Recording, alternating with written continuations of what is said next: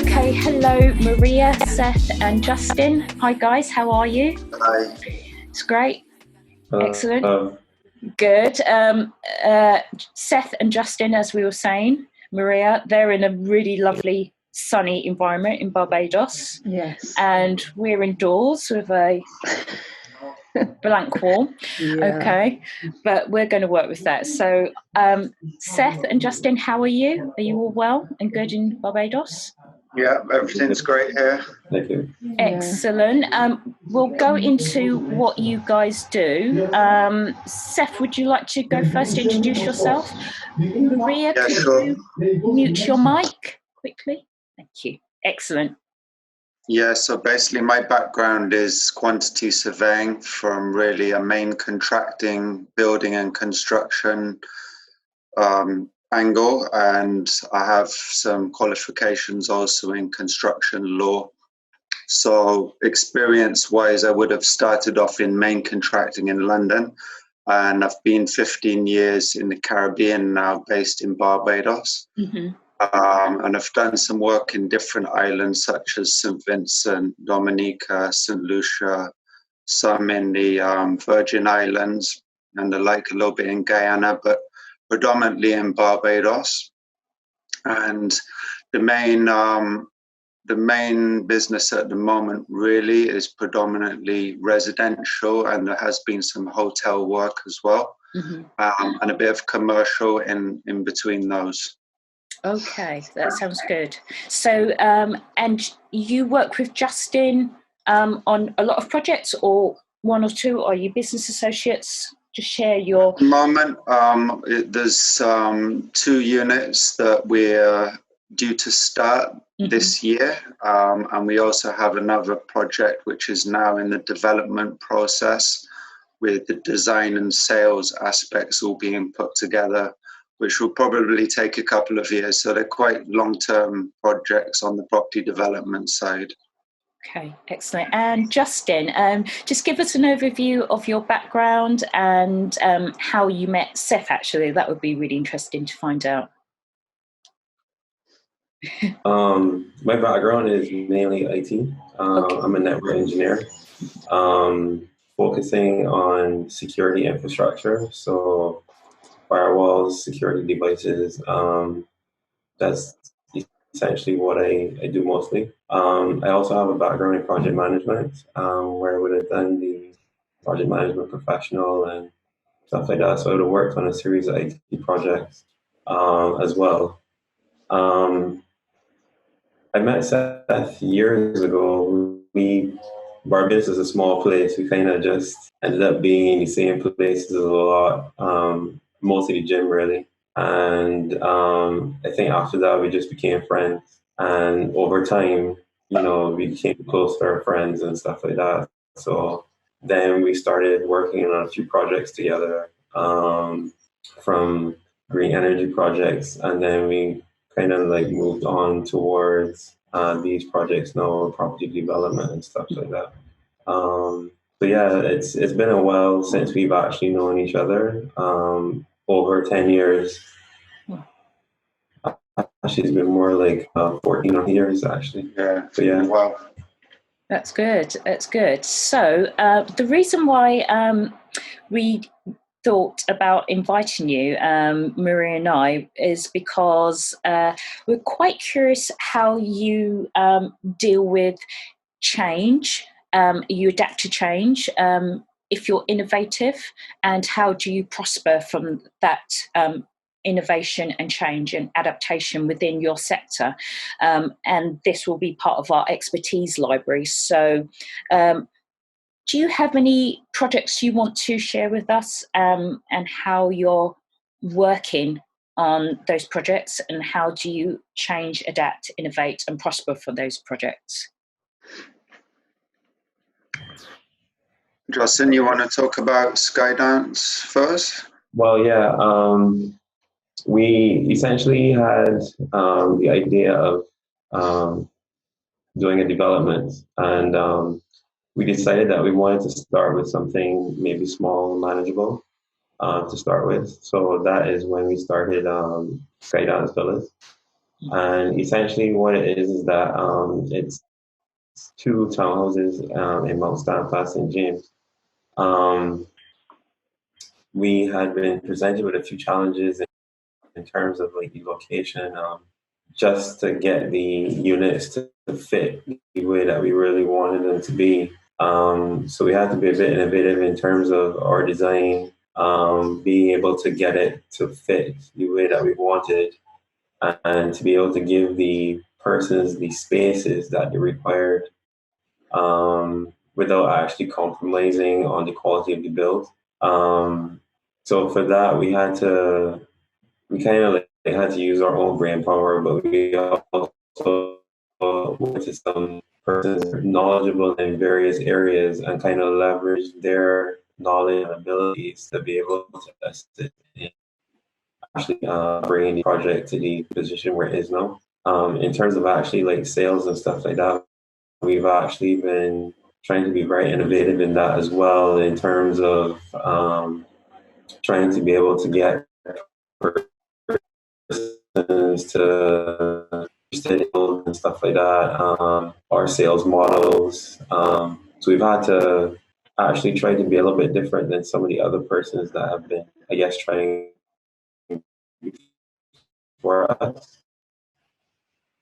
In what way, when you say a little bit different, in what way? Well, I think like some people know, they kind of look at trying to do things, I guess, the old-fashioned way of just doing it themselves. What we had decided to do is that we went with the off-plan model of actually creating the design, and then trying to sell the design to persons so that they would be interested. They would actually be interested in the build and be able to customize it off plan before we actually decide to, I guess, build it from scratch and just build it the way that we wanted. They would be able to get their input and almost have like a custom build for themselves, where they'd be happy in the space that we were providing for them. And that answers your question. Yes, it does. Yeah, it does. So when you design it up front, is that a cost is it a risk then? Is it a big risk because you're designing and you don't know whether or not they're going to like your design? In a sense, it is a risk. What we try to do is, I guess we would try to look at what people want,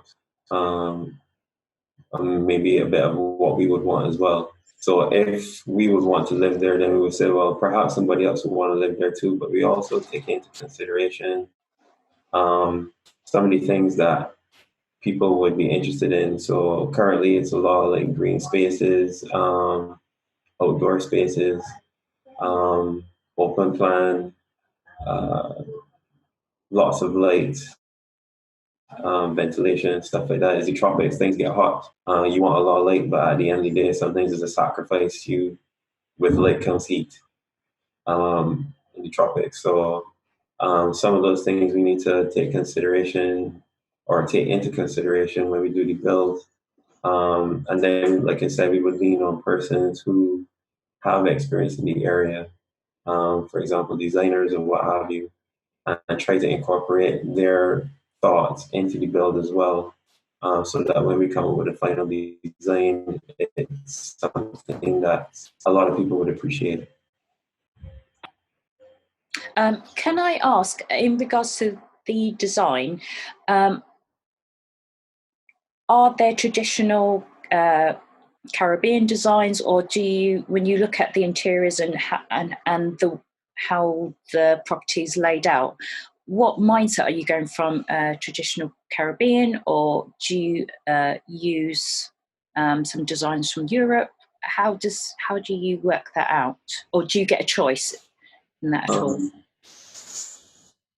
Well, there are traditional Caribbean designs you would see in various islands. I guess Seth might be able to speak to this a bit more, but from my observation, different islands have different traditional designs based on the particular island that you go to. Sometimes from the roofing all the way down to the styling, the home rooms are laid out.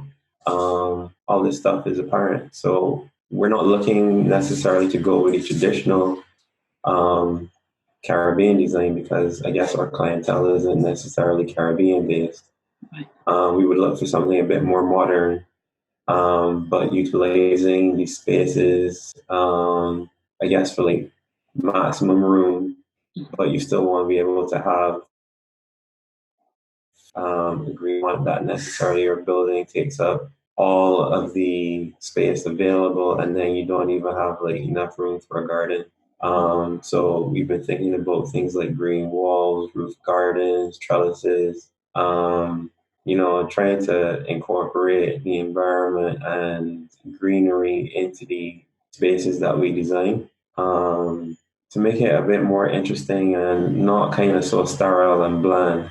Yeah, I would just add to that because, I think going back a few years, the actual traditional Caribbean designs were a lot more popular, and it has moved over to a more sort of contemporary appearance. But there's added benefits to that, because some of the older Caribbean designs require a lot of maintenance, particularly the type of projects Justin's doing with sea views, and they're close to the sea. The buildings basically get destroyed. So a lot of foreign people that are investing might not necessarily know that they're going to have a huge maintenance cost attached to their building, so taking that into consideration, the rust from the sea air, high winds, as Justin said, the ventilation, having, fully air-conditioned buildings is very expensive to run. So there's lots of different components to it. And also, in the last few years, Barbados has had something called a National Sustainable Development Plan put together, which isn't legislation, but it's a target for the country to actually, it's way bigger than construction, because it's looking at everything from, the water resources, agriculture, transportation, energy, obviously the built environment and the land, natural resources, right down to waste management. So it's lots of different arms. And the tricky thing, because my field really is cost factors of construction, and often these projects are really focusing on the money side of it, because to be successful, you actually have to be able to sell to people at an affordable price and also be able to achieve that. And sometimes the sustainable aspects actually get pulled out because they don't fit with the cost plan, Yeah. So what we're actually trying to look at in the next project is how you can incorporate those sustainable things within a normal housing budget. And particularly with landscaping, garden and stuff like that, yes, there's an upfront cost, but then there's also the factor of people having to maintain the building, maintain the landscaping. So as Justin had mentioned, you need to now find owners that are really interested in that same mindset, and more often than not, a lot of the foreign investors now are looking to use tourism as part of their income to facilitate their building. Right, I see. So really, you're looking for people with a mindset that they're not only invested in their property, but invested in the Caribbean, invested in Barbados, and want to not just use it as a second property just for making money, but to actually want to take care and use and live in that property. Yeah, well, also economically, if you actually start looking at your life cycle costing of a building, and you see that, okay, after 5 years, I'm going to have to start doing some maintenance. Those are basic things. But then also, if you start looking at using solar energy, reusing your water, different things that you can do to accommodate sustainability, those actually can be more economical than just doing it the traditional way. Essentially, it would be another residential project, but a larger development.